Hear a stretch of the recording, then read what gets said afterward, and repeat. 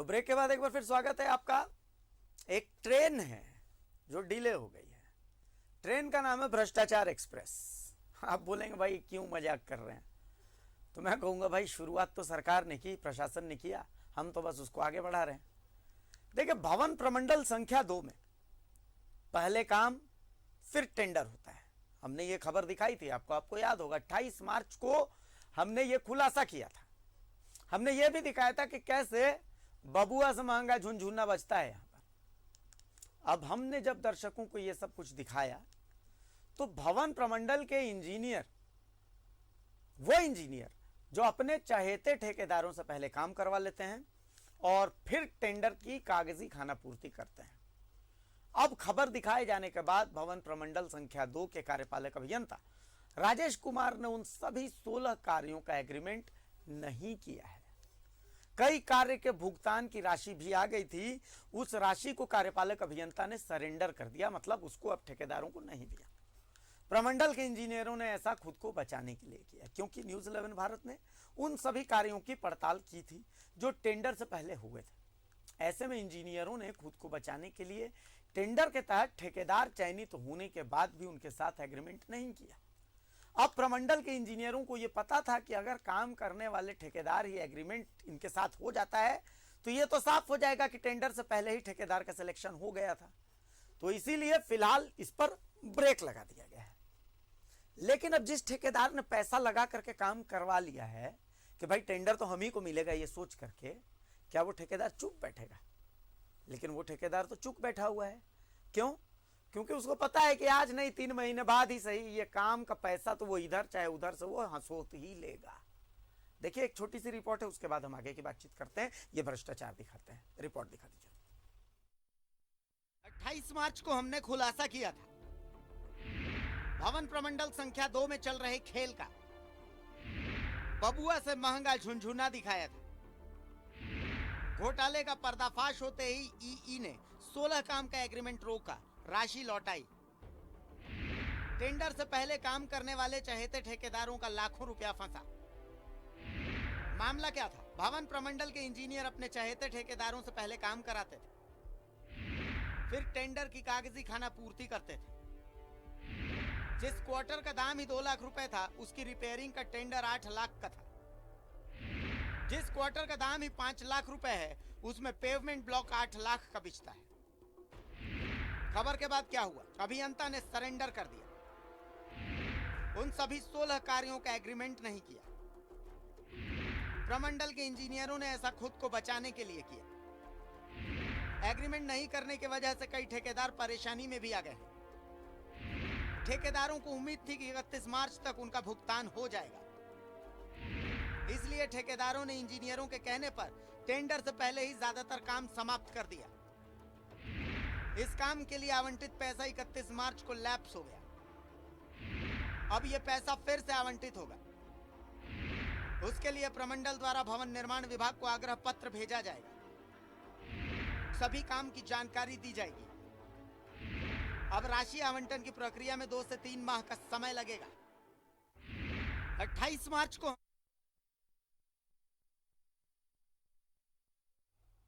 तो कुल मिलाकर के ये है कि भाई जो ठेकेदार हैं जिन्होंने पैसा लगा दिया है, वो अपना पैसा वसूलेंगे कैसे?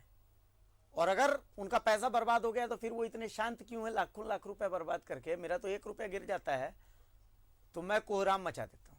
लाखों लाख रुपए लगा करके और ठेकेदार शांत बैठे हुए हैं, ऐसा कैसे संभव है? Amit Singh, associate editor, news 11 Bharat, हमारे साथ जुड़े हुए हैं। सीधा रुख करते हैं अमित सिंह का। अमित जी, मतलब मैं तो ये कह रहा हूं कि देखिए, भ्रष्टाचार एक्सप्रेस फिलहाल 3 महीने डिले हो गई है। क्या मैं गलत कह रहा हूं? अगर गलत कह रहा हूं तो मुझे सही कर दीजिए।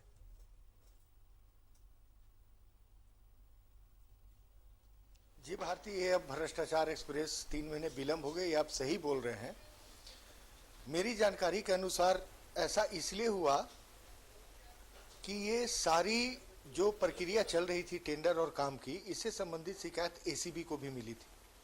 एसीबी जांच के दौरान कोई पकड़ा न जाए या कोई फंसे नहीं, इससे बचने के लिए इंजीनियरों ने जो काम हुए थे, जिस काम को लेकर के टेंडर जारी हुआ था, उन किसी भी काम का एग्रीमेंट ठेकेदारों के साथ नहीं किया, जबकि 80% से ज्यादा काम हो चुके हैं। बस महीने के जो वित्तीय वर्ष का ये आखिरी महीना और आखिरी दिन चल रहा था, एग्रीमेंट होना था और ठेकेदारों को उन कामों का भुगतान होना था, जिसमें पे रोक लग गया। इंजीनियरों ने खुद को बचाने के लिए किसी भी ठेकेदार के साथ एग्रीमेंट नहीं किया और सारे काम को अभी पेंडिंग में डाल दिया। लेकिन ऐसा नहीं है कि ये काम अब अधर में चले जाएंगे या ठंडे बस्ते में चले जाएंगे। सभी काम हुए हैं और इनका भुगतान भी होगा, बस अब विलंब होगी। और ये विलंब की जो प्रक्रिया है अब 3 महीने तक टल गई है। भारती, सही बात है अमित जी। अमित जी एक बात समझने की कोशिश ये करना चाहते हैं कि हमने दिखाया था कि भाई पहले काम हो गया, ठीक है, मतलब जो ठेकेदार है उसने काम कर दिया, अपना पैसा लगा दिया। टेंडर ये तय था, अगर न्यूज़ 11 भारत बीच में नहीं आता, खबर नहीं दिखाता, तो ये भी तय था कि भाई टेंडर उन लोगों को मिल जाना था।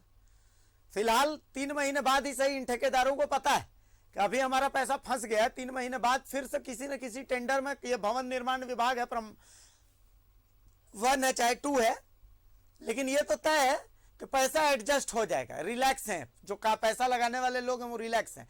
अमूमन हम यही देखते हैं। इस घोटाले में हमने ये भी देखा कि भाई जितना का बबुआ नहीं था उससे ज्यादा का झुनझुना था। 2 लाख का क्वार्टर है और 8 लाख का पेवर ब्लॉक बिछ रहा है। 2 लाख का 1 लाख का क्वार्टर है और 15 लाख का 10 लाख का उसमें रिनोवेशन हो रहा है, 4 लाख का रिनोवेशन हो रहा है। मतलब ऐसा कैसा रिनोवेशन है? क्या लगता है कि टेंडर रद्द कर देने से यह मामला खत्म हो जाएगा? क्या इसमें एसीबी की जांच वांछित नहीं है? क्या ऐसे मामलों की एसीबी जांच होनी नहीं चाहिए? क्या ऐसे मामलों में एसीबी को हाईकोर्ट को स्वतः संज्ञान नहीं लेना चाहिए? क्या ऐसे मामलों में अधिकारियों को खुद संज्ञान लेकर के जांच नहीं करनी चाहिए? अमित जी। भारतीय, इसमें जरूर कार्रवाई होनी चाहिए। ये पीडब्ल्यूडी कोर्ट की अनदेखी है और सारे सिस्टम को ये कोलैप्स करने का काम किया जा रहा है। एक सिस्टम के तहत सारे काम होते हैं, भुगतान होते हैं। टेंडर प्रक्रिया ऐसी प्रक्रिया है जिसमें ठेकेदार के सारे दस्तावेज देखे जाते हैं, उसकी क्षमता देखी जाती है, तब उसके एक्सपीरियंस के आधार पर उसको काम दिया जाता है। भवन निर्माण प्रमंडल 1 और 2 में ऐसी परंपरा और संस्कृति डेवलप हो गई है। यहाँ ठेकेदार जिस इंजीनियर को खुश करेंगे, जिस जेई को खुश करेंगे, जिस एसडीओ को खुश करेंगे, वो जेई और एसडीओ अपने कार्यक्षेत्र में जो भी काम होने वाले हों अपने चहेते ठेकेदारों को सौंप देते हैं। वह भी बिना टेंडर निकाले पहले काम करा लेते हैं। 10 रुपए का काम होता है, फिर उसके बाद उसका एमबी बनना शुरू होता है, तो ये 10 रुपए का काम जो है वो बढ़कर 12-15 रुपए तक पहुंच जाता है। 5 से 10 रुपए का बंदर बाट होता है, मतलब 5 से 10% की बंदर बाट होती है और बाद बाकी सारा काम होता है। इसमें बहुत ज्यादा जो ऑफिस में बैठे इंजीनियर है वो दोषी नहीं है, जो फील्ड के जिम्मेवार इंजीनियर है वो इस प्रक्रिया में सबसे ज्यादा दोषी हैं। और अगर इस मामले की पूरी जांच एसीबी से होती है तो किसी भी झारखंड के भवन प्रमंडल 1 और 2 रांची का ही नहीं, किसी भी जिले में जहां भवन प्रमंडल अपने द्वारा सरकारी भवनों के मरम्मत और रिपेयरिंग का काम कर रहा है, वो सारे भवन प्रमंडल के इंजीनियर फंस जाएंगे।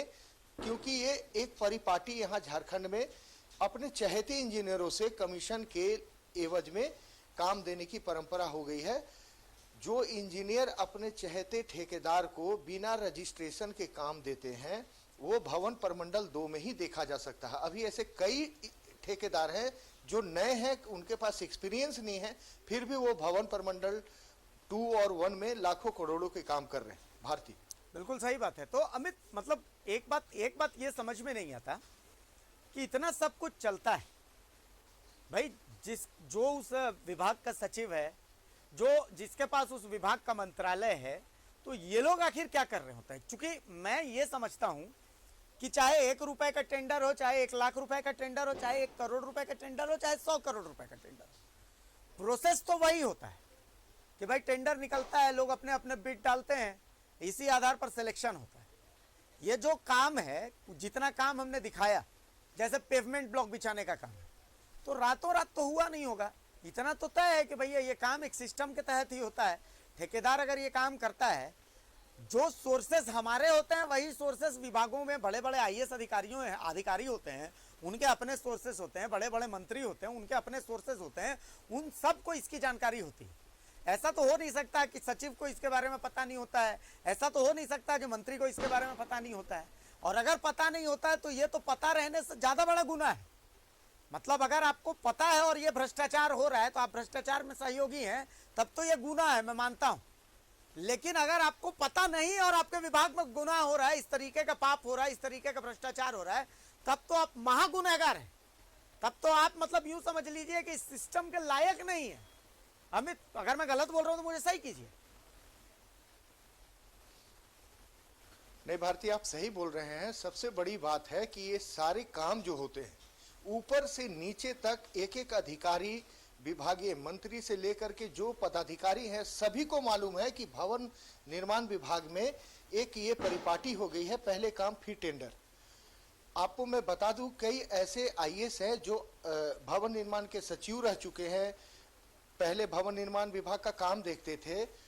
मेरी जानकारी के अनुसार उन लोगों के द्वारा सिर्फ मौखिक आदेश पर लाखों और करोड़ों के काम अपने चहेते ठेकेदारों से करवा लिया जाता है। 6 महीने 1 साल के बाद उस काम का टेंडर निकलता है और फिर गोपनीय ढंग से उसका भुगतान कर दिया जाता है। रिपेयरिंग मेंटेनेंस के नाम पर इमरजेंट रिपेयरिंग तुरंत उस काम को होना है। जैसे किसी के आवास में बाथरूम लीक कर गया, किसी के आवास में पानी की टंकी खराब हो गई, किचन में कुछ परेशानी आ गई, तो ऐसी परिस्थिति में तुरंत काम करने का आदेश है। उसी आदेश के आड़ में ये सारे काम इमरजेंसी मेंटेनेंस रिपेयरिंग के नाम पर भवन प्रमंडल के इंजीनियर अपने चहेते ठेकेदारों से करवाते हैं। ये ऊपर से लेके नीचे तक, ये ठेकेदार सिस्टम ऊपर से लेके नीचे तक हर एक सिस्टम में बैठते हैं और हर एक सिस्टम को पता है कि भवन प्रमंडल में कैसे काम होता है। भारती, चलिए अमित, बहुत शुक्रिया इस चर्चा के लिए, इस जानकारी के लिए। चलिए, भ्रष्टाचार की इस एक्सप्रेस को कम से कम 3 महीने के लिए तो हमने रोक दिया है। आगे भी इस पर ऐसे ही हम ब्रेक लगाते रहेंगे। हरी झंडी चाहे जो दिखाए, लाल झंडी तो हम ही दिखाएंगे। बहुत शुक्रिया अमित सिंह इस तमाम चर्चा के लिए।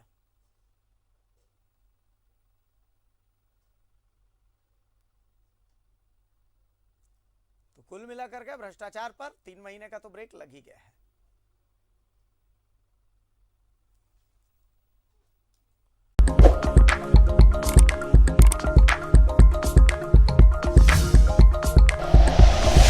Like and share videos, subscribe करें हमारा चैनल और प्रेस करें बेल आइकॉन। न्यूज़ 11 भारत, सच है तो दिखेगा।